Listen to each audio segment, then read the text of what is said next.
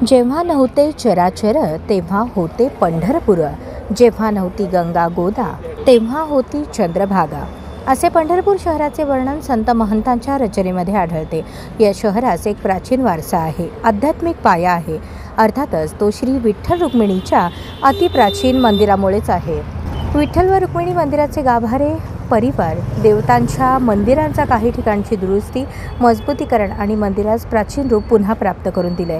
Ground floor बदलण्यात आलाय, मंदिराच्या छतावरील अलीकडच्या काळात केलेले बांधकाम उतरवण्यात आले, कौले बदलून घेण्यात आली आहेत, मंदिराच्या भिंतीतून निसटलेले दगड बदलले आहेत। दर्जा भरण्यासह मंदिरास प्राचीन रूप देण्यासाठी जे काही आहे ते करण्याची कामे पूर्ण झाली आहेत। या कामासाठी सध्या सुमारे 100 कारागीर कार्यरत होते। मंदिरातील प्राचीन खांबावरील शिल्प अधिक उठावदारपणे दिसायला लागली आहेत। यासाठी त्यावर सँड ब्लास्टिंग करण्यात आली आहे। यामुळे या शिल्पांवरील विविध थर, रंगरंगोटी निघून गेली। अन्य नाजूक कामे पुरातत्व खात्याच्या लोकांनी हाताने पूर्ण केल्याने मंदिरातील विविध खांबांवर असणाऱ्या गणेश, मारुती, नृसिंह, शेषशाही अवतारातील नारायण, नागराज, स्वस्तिक काढून शंख, चक्र, गदा, पद्म यांसारख्या मूर्ती, शिल्प आता खूप सुंदरपणे, ठळकपणे समोर आली आहेत। कोणत्याही खांबाला, मूर्तीला, कमानीला किरकोळही इजा न होता काम झालंय। यासाठी मंदिर समितीचे अधिकारी, कर्मचारी व पुरातत्व खात्याचे लोक बारकाईने लक्ष ठेवत होते। तीर्थक्षेत्र पंढरपूरचे विठ्ठल मंदिर मध्यंतरीच्या काही काळात केलेल्या विविध बदलांमुळे त्याचे प्राचीनत्व हरवून बसले होते। शासनाच्या मान्यतेनंतर पुरातत्व खात्याचे अधिकारी, कर्मचारी यांच्या मार्गदर्शनाखाली मंदिराच्या सुशोभीकरणाचे काम करण्यात आले।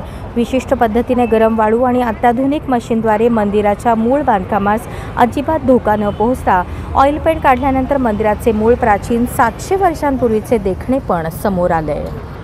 श्री विठ्ठल रुक्मिणी मंदिर महाराष्ट्र शासनाच्या ताब्यात 17/1/2014 साली आले।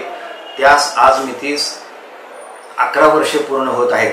गेल्या 11 वर्षांमध्ये मंदिर समितीने आतापर्यंत भाविकांसाठी विविध योजना, तसेच भाविकांची जी उत्पन्न होती मंदिर समितीला प्राप्त होती, त्यामधून भाविकांच्या सेवेसाठी जे जे शक्य आहे ते केले आहे। त्यामध्ये दर महिन्याला ज्या 2 एकादशी असतात, त्या एकादशीला दशमी, एकादशी आणि द्वादशी या तिन्ही दिवशी सर्व भाविक भक्तांना पदस्पर्श दर्शन रांगेत जे असतात त्यांना चहा, पाणी, जेवण मोफत दिले आहे। मंदिर समितीने स्थानिक पंढरपूरकरांच्या सेवेसाठी मंदिर परिसर, तसेच प्रदक्षिणा मार्ग, दैनंदिन स्वच्छता व वाळवंटाची 1 दिवसाआड स्वच्छता करण्याची जबाबदारी घेतलेली आहे।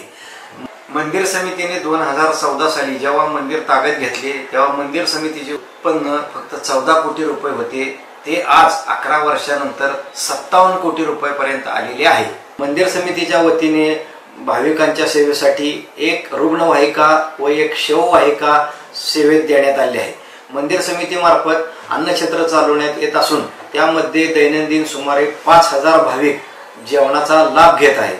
तोही पूर्णपणे निःशुल्क आहे। मंदिर समितीने गेल्या 10 वर्षात स्वतःची श्री विठ्ठल रुक्मिणी मंदिर समिती भक्त निवास अशी एक सुसज्ज इमारत बनवली असून त्यामध्ये सुमारे 350 खोल्या माफक दरात AC, नॉन AC भाविकांसाठी उपलब्ध करून दिलेल्या आहेत।